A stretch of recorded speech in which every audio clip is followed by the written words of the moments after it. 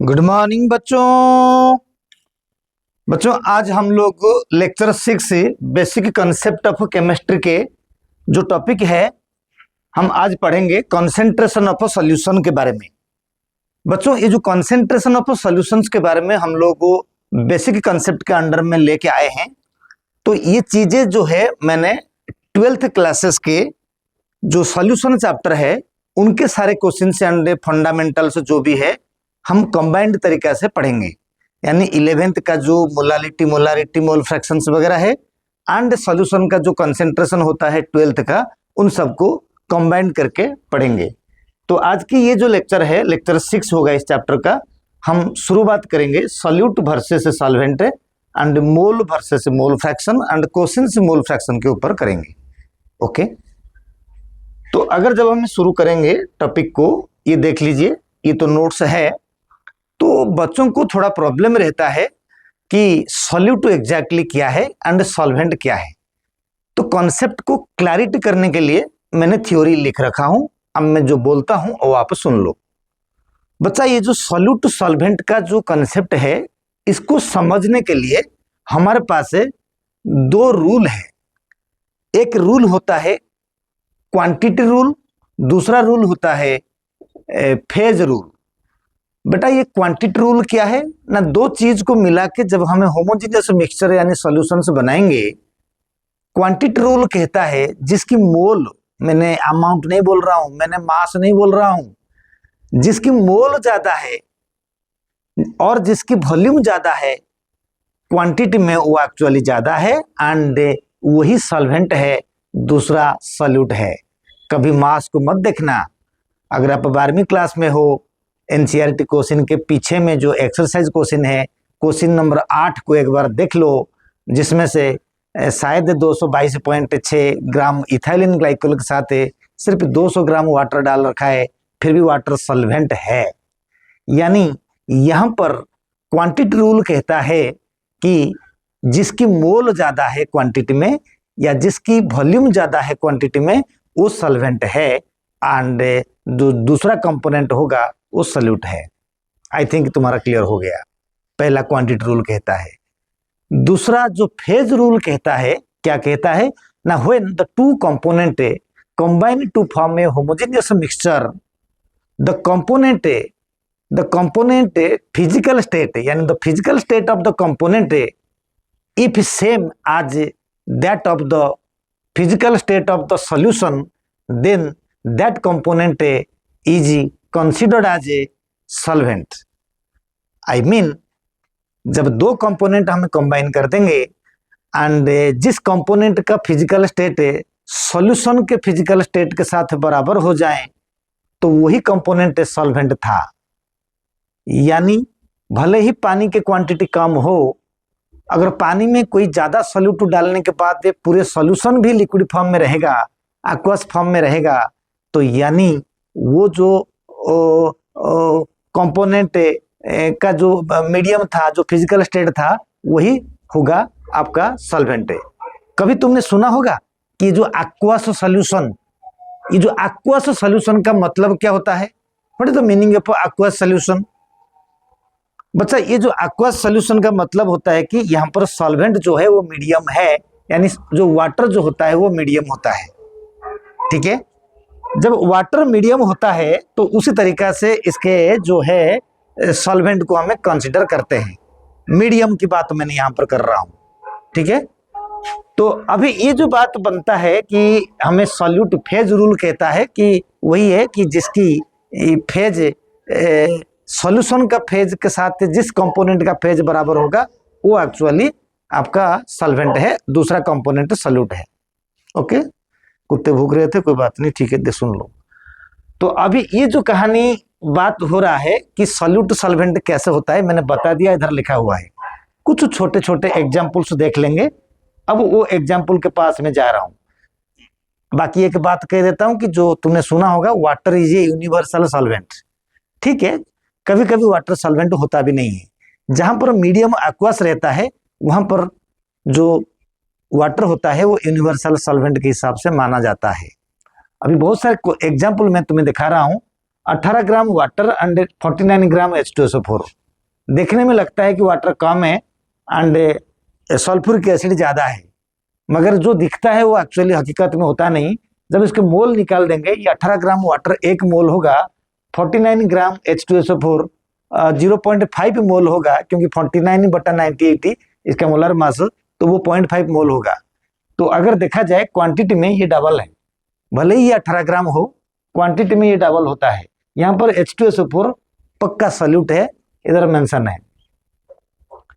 Example 2 में जब हम देखेंगे सुपर सैचुरेटेड सॉल्यूशन, इसका मतलब सॉल्वेंट के पास से कुछ कैपेसिटी होता है वो कितना सॉल्यूट अपने अंदर में डिजॉल्व कर पाए। लेकिन हमें जब टेम्परेचर बढ़ाते हैं तो टेम्परेचर बढ़ने के साथ साथ एक्स्ट्रा सॉल्यूट भी सॉल्वेंट के अंदर में डिजॉल्व हो जाता है।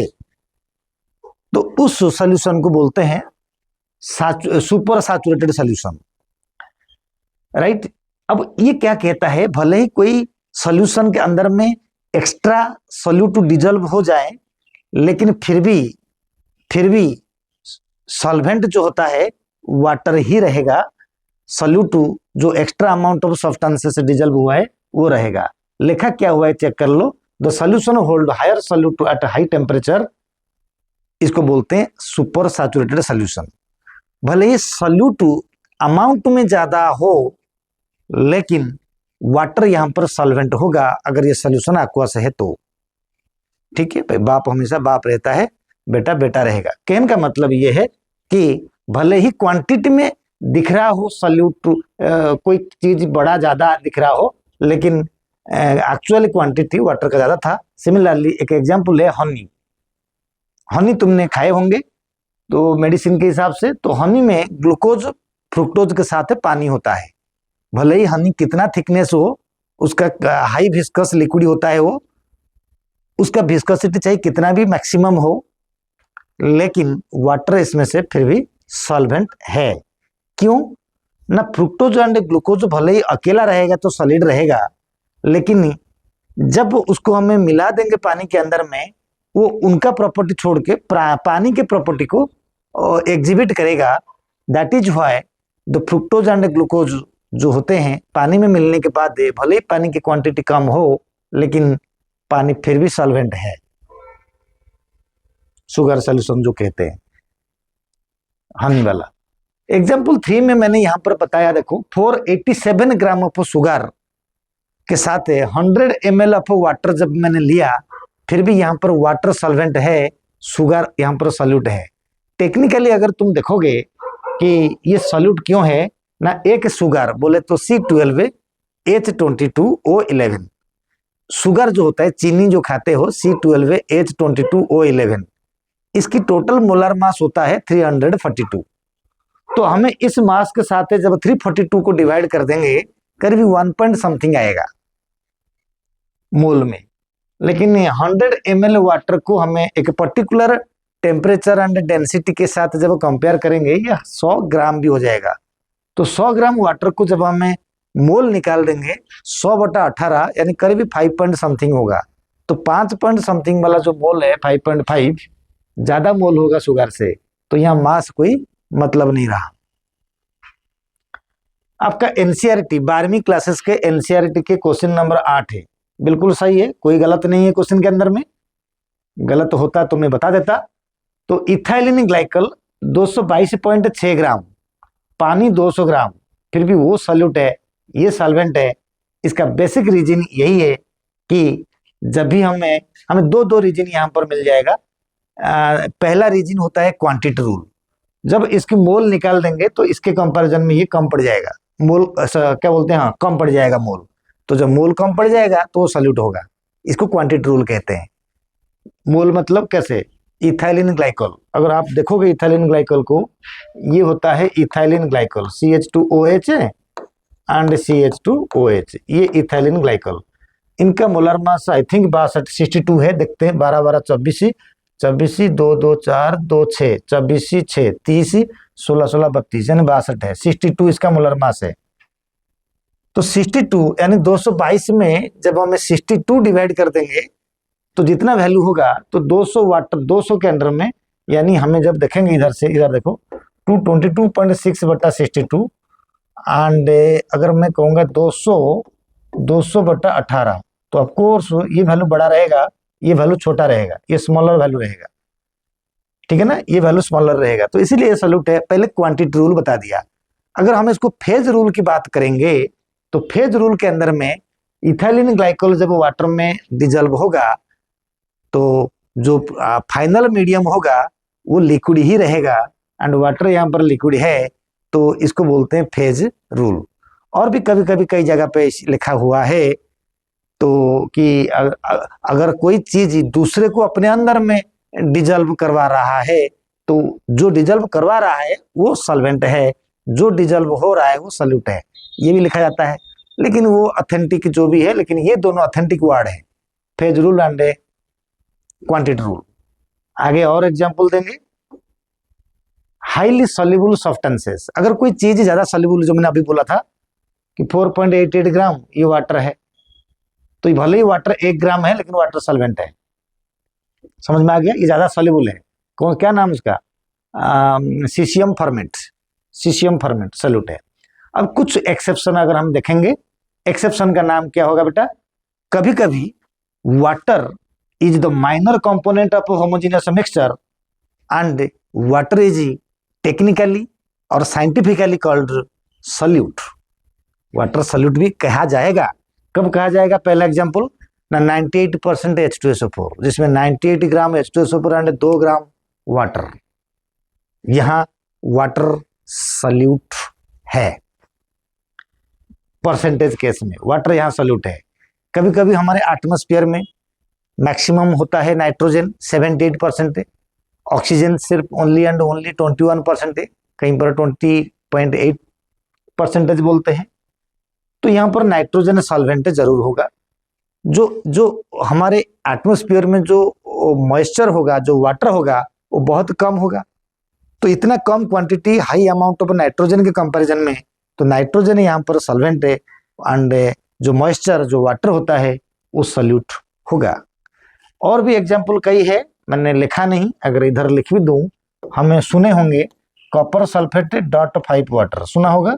तो यहाँ पर थोड़ा सा वाटर चिपक के रहता है हाइड्रेटेड फॉर्म में, ब्लू विट्रल कहते हैं। तो ये होता है भी आपका वाटर सॉल्यूट है।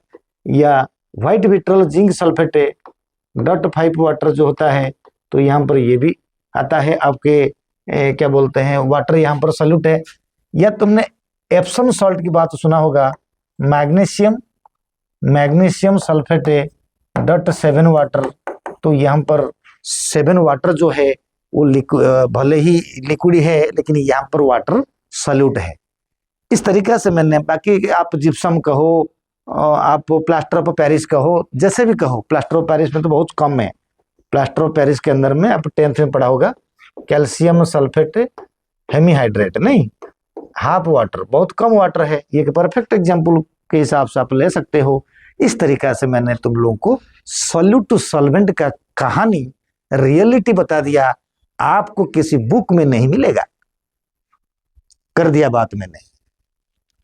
अच्छा, जब हमने ये टॉपिक की हमने डिस्कस करा कि सॉल्वेंट एंड सॉल्यूट के बारे में बता दिया, अब हमें नेक्स्ट टॉपिक के पास जाएंगे कि मोल वर्सेस मोल फ्रैक्शन।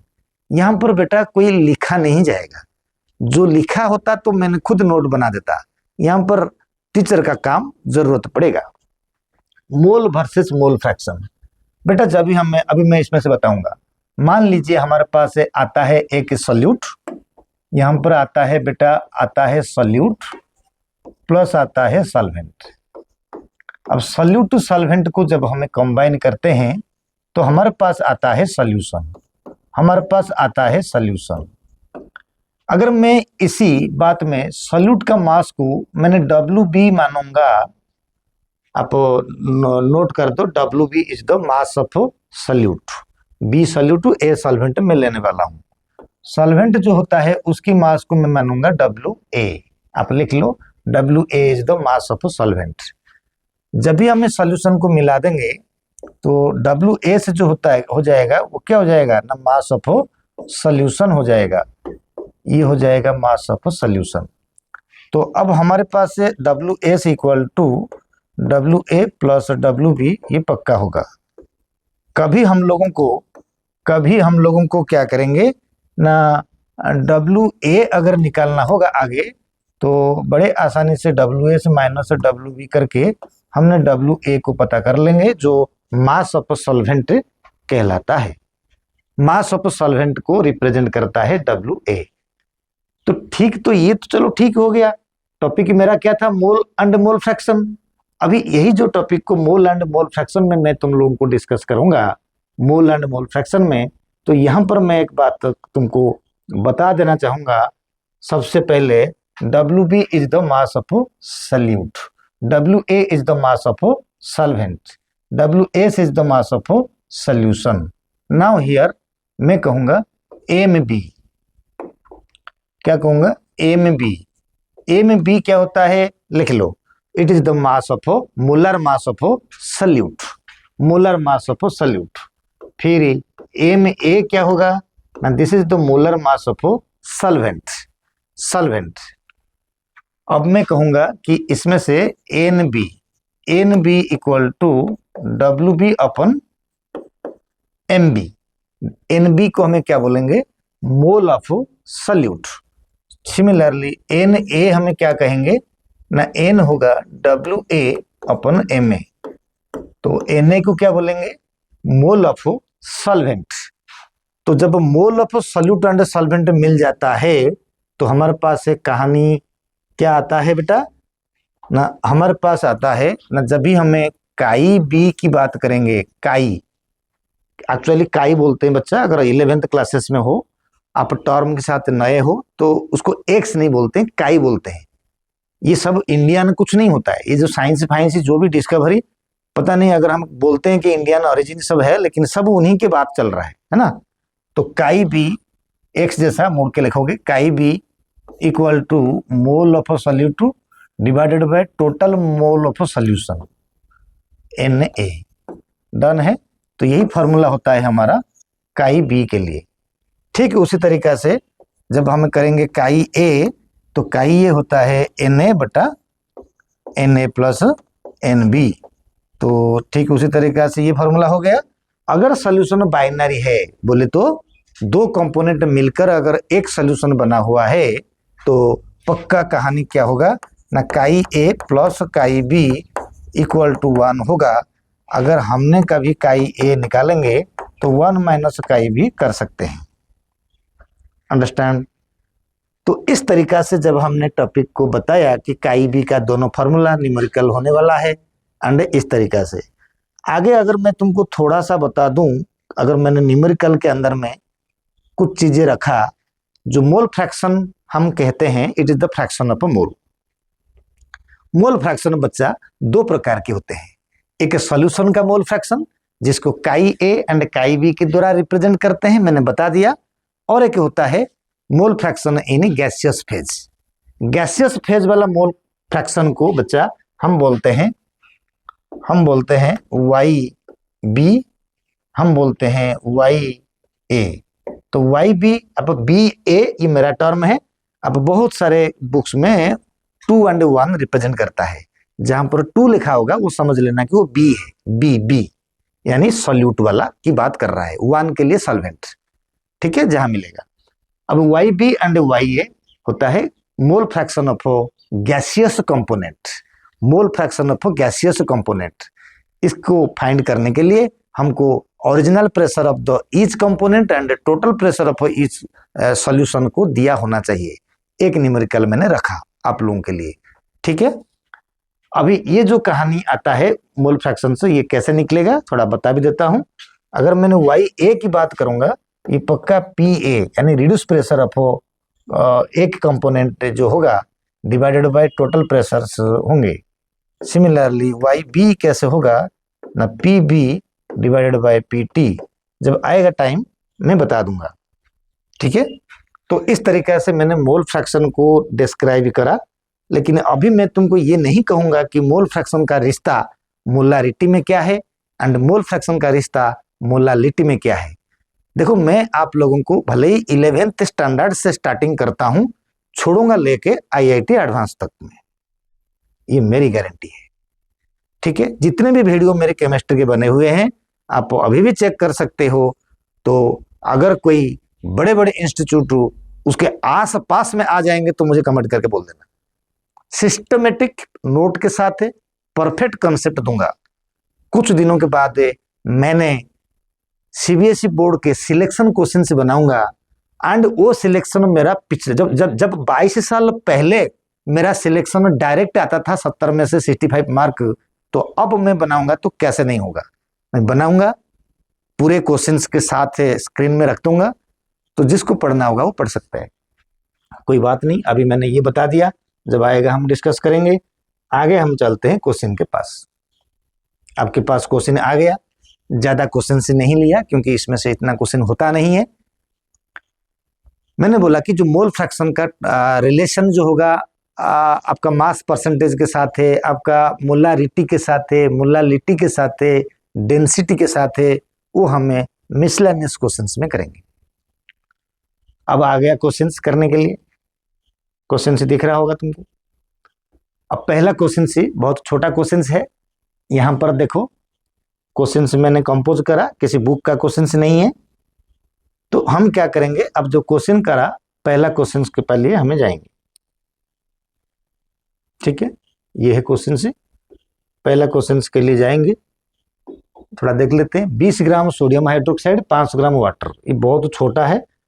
अब छोटा क्वेश्चन को पढ़ने के लिए कैसे जाएंगे, देखो बेटा क्या होता है ना, ये एक सॉल्यूशन तुम्हारे पास दिया गया है, इसके अंदर में 20 ग्राम दिया गया है, 20 ग्राम सोडियम हाइड्रोक्साइड दिया गया है, प्लस इसके अंदर में और क्या दिया हुआ है, 500 ग्राम पानी, 500 ग्राम वाटर दिया गया है। अब दोनों को जब हम मिला देंगे हमारे पास बनेगा सॉल्यूशन। क्या बन जाएगा, हमारे पास बनेगा solution.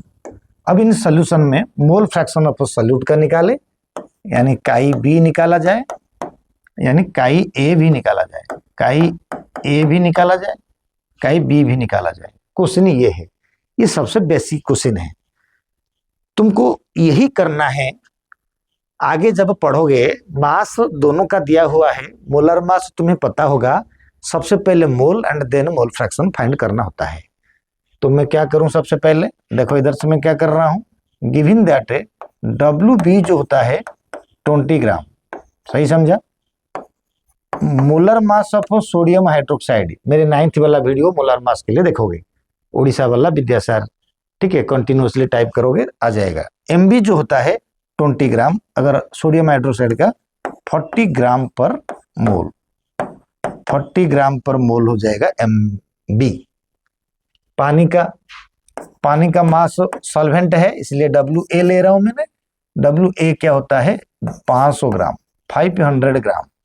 Molar mass of water is equal to 18 gram पर मोल, 18 ग्राम पर मोल। समझ में आ गया। अब जो ये चीज तुमको समझ आया बेटा, क्या होने वाला है ना, हम सबसे पहले निकाल देंगे एनबी। एनबी का फॉर्मूला होता है W B upon M B equal to 20/40 gram gram पर मोल, ग्राम ग्राम कटेंगे तो फाइनली आंसर आ जाएगा 0.5 मोल। शायद ये तुमको समझ में आ गया होगा, 0.5 मोल। ठीक है, उसी तरीका से उस तरीका से हमने क्या करेंगे ना, इसकी निकाल देते हैं, मोल निकाल देंगे, यानी N A equal to W A बटा एम ए। उसी रिश्ते में हमें अगर देखेंगे डब्ल्यू ए हो जाएगा हमारा 500 divided by 18, this is equal to आ जाएगा 55,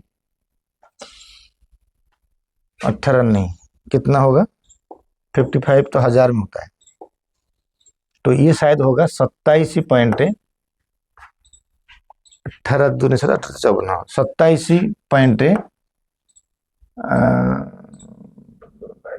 27.73 या 74 के आसपास, 27.7 मैंने ले लेता हूं, आप देख लेना जितना होगा। तो ये आ जाएगा मोल फ्रैक्शन, सॉरी मोल आ गया बेटा। मोल आने के बाद फॉर्मूला क्या कहता है ना, अगर मैंने यहाँ पर काई बी बताऊंगा तो काई बी के लिए आपको फॉर्मूला अगर लिखना चाहो तो ठीक है, एडवांस दे रहे हो तो फॉर्मूला क्या है, दिमाग में सॉल्व करके आंसर ठोकना है। अब छोटे मोटे के लिए सब ऐसे लिखते हैं, N B plus N A करोगे, this is equal to N B आपका 0.5 डिवाइडेड बाय 0.5 प्लस 27.7, ये जितना होगा देख लेना। तो ये जो आंसर आ जाएगा कुछ का आंसर हो जाएगा, ठीक है। तो ठीक उसी तरीका से काई ए जो होगा एन ए बटा N A plus N B, this is equal to 27.7 divided by 27.7 plus 0.5। तो इस तरीका से ये टॉपिक आ जाएगा, यानी ये भी काई भी मिल जाएगा, ये काई ये इधर से मिल जाएगा। अगर एक कंट्राक्ट मतलब एक कॉन्सेप्ट सुन लो कि दोनों को मिला के मस्ट होगा, चेक कर लेना, काई ए प्लस काई बी, इन दोनों को मिला के 1 जरूर होगा, दोनों को मिला के 1 होना चाहिए, ठीक है ना, 1 होना चाहिए। इसीलिए क्या करते हैं बच्चे, 1 निकाल के दूसरे का वैल्यू 1 से माइनस कर देते हैं, पहला निकालेंगे फिर 1 से माइनस कर देंगे तो दूसरा निकल जाएगा। मतलब काई भी निकलने के बाद काई ए का दूसरा आंसर 1 माइनस काई भी हो जाता है। तो इस तरीका से तुम लोग सीखोगे तो क्वेश्चन से तुम लोगों को आ जाएगा। ये था बेसिक क्वेश्चन, ठीक है। हम दूसरा क्वेश्चन के पास चलते हैं। अच्छा क्वेश्चन है एंड क्वेश्चन को स्टैंडर्ड को लेने के लिए बेटा थोड़ा ये 2 नंबर क्वेश्चन से रह जाएगा। 2 नंबर क्वेश्चन के पास देखो, अच्छा क्वेश्चन है, 25.5 ग्राम ऑफ क्लोरोफॉर्म, ठीक है। मैंने पूरा सॉल्व कर दूंगा, भले ही कैलकुलेटर में कर दूंगा, सॉल्व कर दूंगा। कैलकुलेटर तो आईआईटी बच्चे अप्रोक्सीमेट आंसर निकालते हैं, मैं यहाँ पर तुमको रियल आंसर दिखाऊंगा।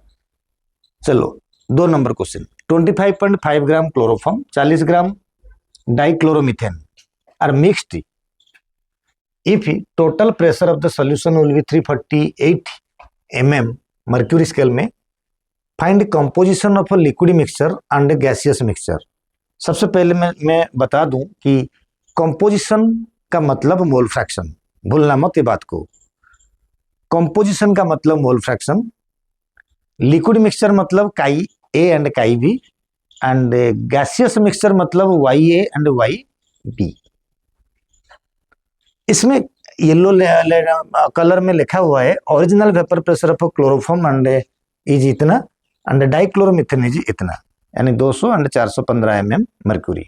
Total pressure of the solution जो दिया गया है 348।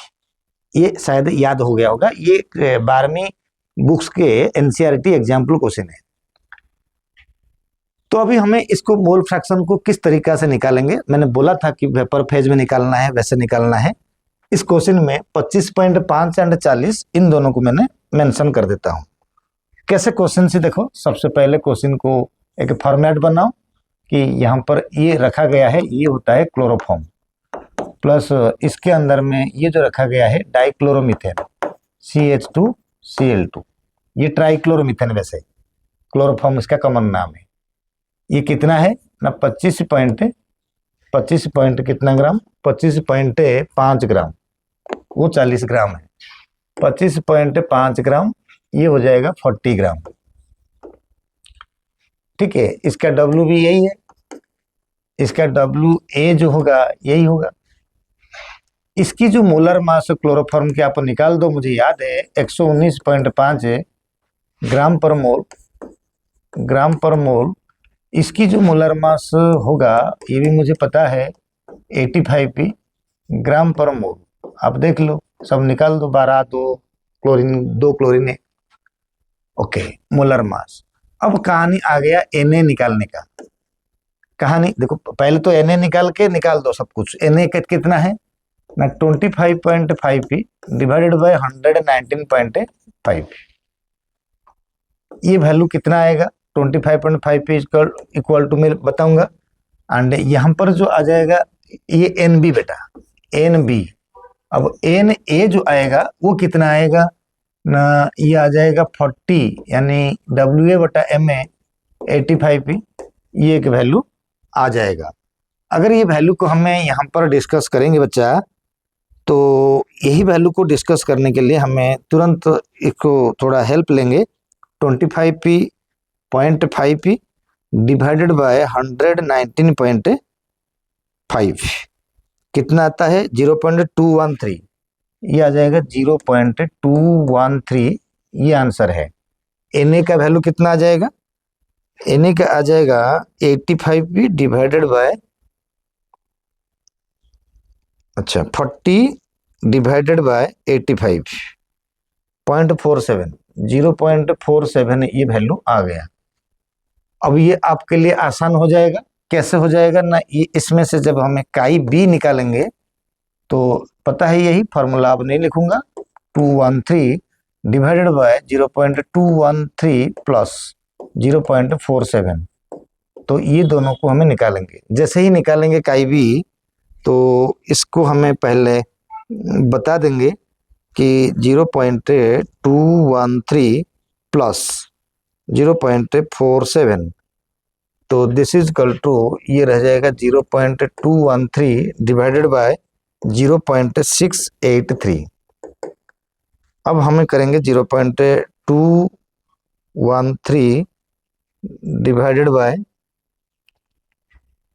0.683, तो ये आ जाएगा 0.307 आ रहा है। मैंने 30 ले लिया सॉल्व करने के लिए। तो ये जो कंसेप्ट है ना बच्चा, तो इसमें से जो काई बी मिला हमारे पास है, तो काई ए कितना हो जाएगा? काई ए हो जाएगा 1 माइनस 0.30। कहानी क्लोज हो जाएगा। 0.7 इसमें से मिल गया। तो जब दो चीजें हमको मिल गया है, यानी काई ए एंड काई बी, यानी मोल fraction of the component in liquid form में हमको मिल गया है, लिक्विड फॉर्म में मिल गया। तो यहां से आगे का रास्ता क्या है ना, मैंने क्वेश्चंस में, अगर तुम लोग थोड़ा क्वेश्चन को देख लोगे, क्वेश्चंस में ये मेंशन किया गया है वेपर फेज में मोल फ्रैक्शन कितना है। उसके लिए original pressure and total pressure दिया होना चाहिए, मैंने लिया हूं। ठीक है, आपने देख लिया। तो फिर अगर मैं इन दोनों को ऐसे बताऊं तो सबसे पहले मैंने रिड्यूस प्रेशर फाइंड करूंगा। रिड्यूस प्रेशर क्या होता है ना, मैंने यहाँ पर पी बी बताऊंगा। ये रिड्यूस प्रेशर होता है।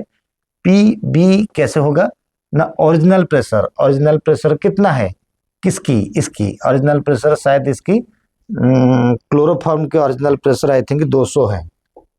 क्लोरोफॉर्म की 200, ठीक है 200, वो 415।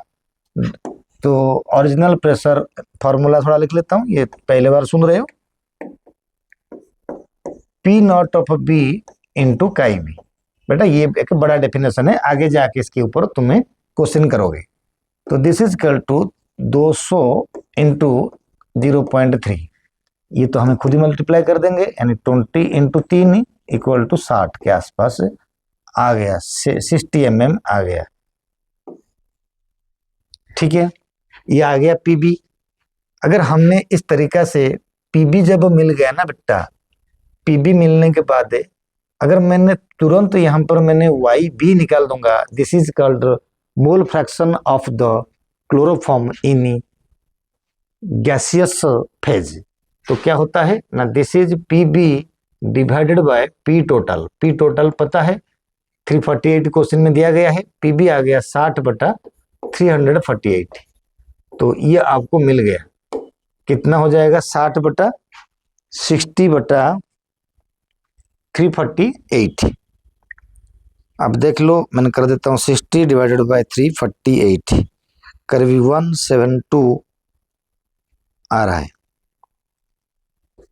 0.172 ये इतना आ रहा है वाई बी।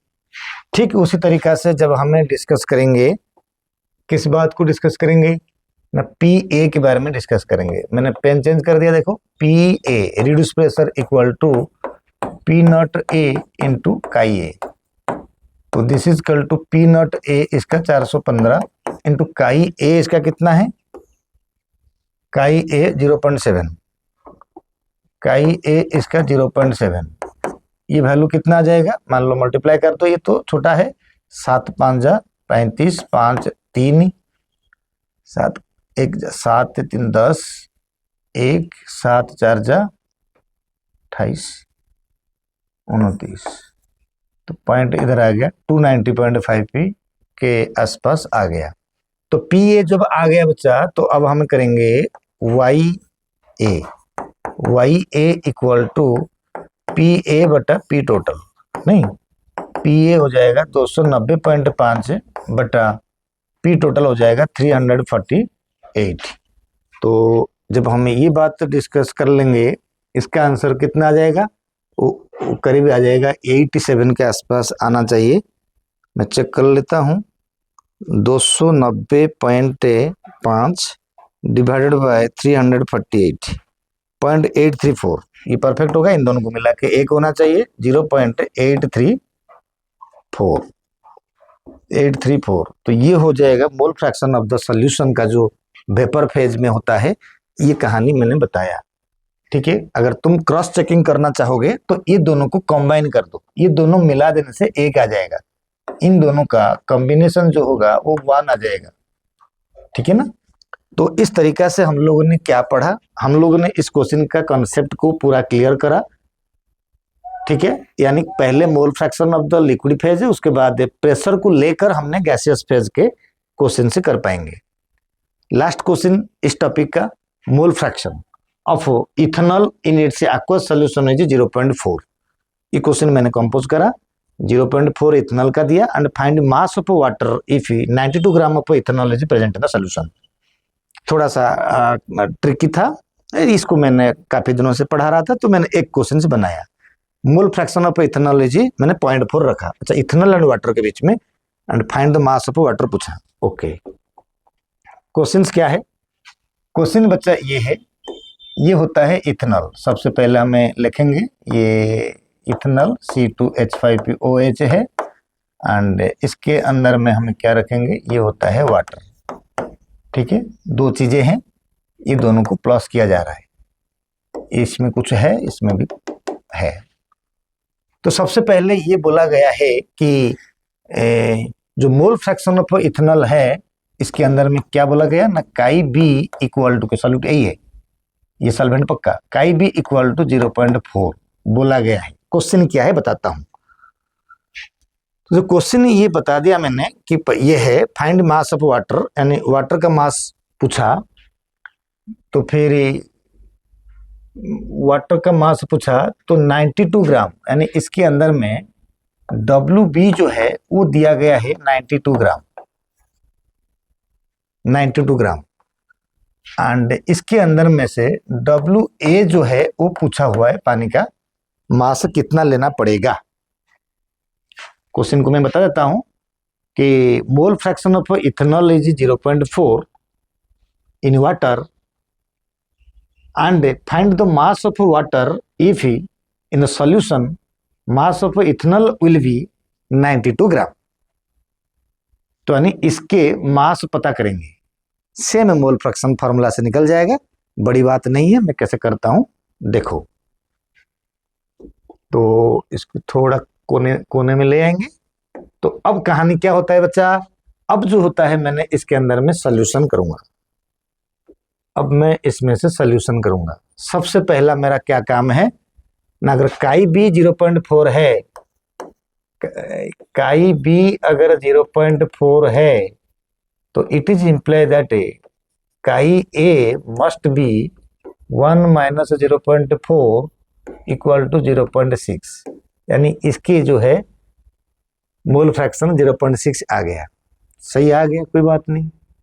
तो जब हम 0.6 को पुट करेंगे, देख लो, अगर मैं कर दूंगा formula chi A equal to this is Na बटा Na प्लस NB होता है, मुझे WA निकालना है, काई ए को मैंने पुट कर दिया 0.6 इक्वल टू Na को, तो आंसर आएगा नहीं, अभी Na भी आंसर नहीं आएगा, लेकिन NB कितना है, यहाँ पर WB अगर 92 है, इसकी मोलर मास हमको पता पहले से होगा, यानी इसकी मोलर मास हमको, इथेनॉल का मोलर मास 46 होता है ग्राम पर मोल, आपको पता होना चाहिए।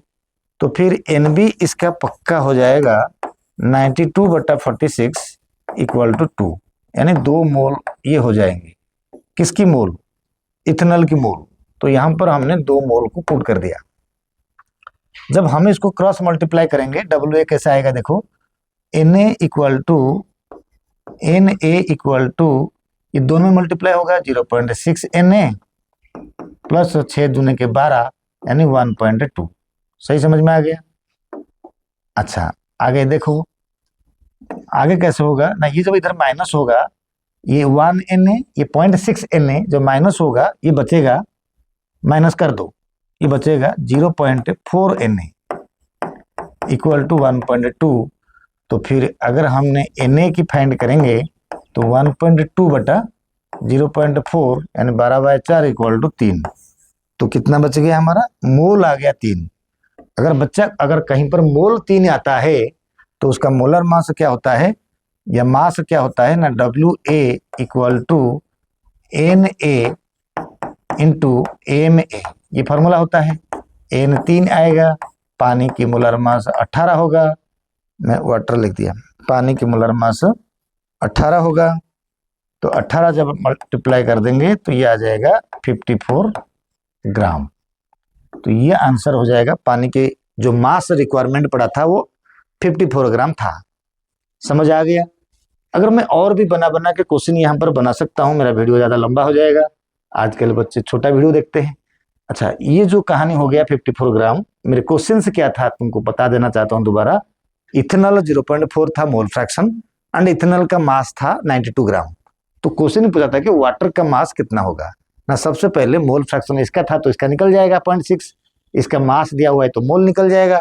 तो इसकी मोल फ्रैक्शन वाला फॉर्मूला में फाइंड कर देंगे इसकी मास, फाइंड कर देंगे इसकी मास, राइट। तो इस तरीका से हमने इस क्वेश्चन को किया।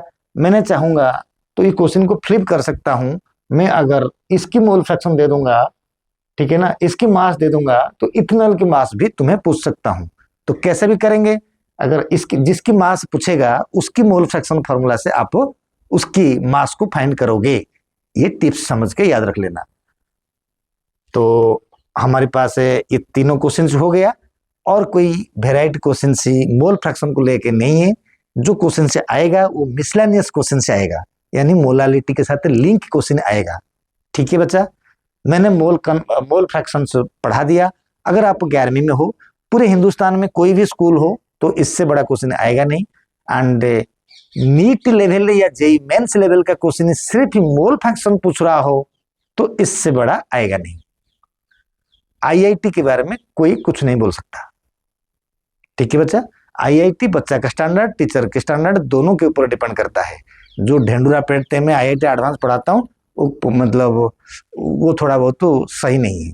कहानी क्लोज्ड हो गया। तो ये टॉपिक खत्म हुआ। नेक्स्ट टॉपिक में हम जाएंगे, हमारा नया वीडियो में लेके आऊंगा, ये जो सिलेबस है इसको लेके आऊंगा, 7 लेक्चर लेके आऊंगा, mass percentage and ppm next video में, यानी मैं अभी थोड़ी देर में फिर बनाऊंगा। Thank you very much. Odisha वाला विद्यासागर चैनल को देखते रहो।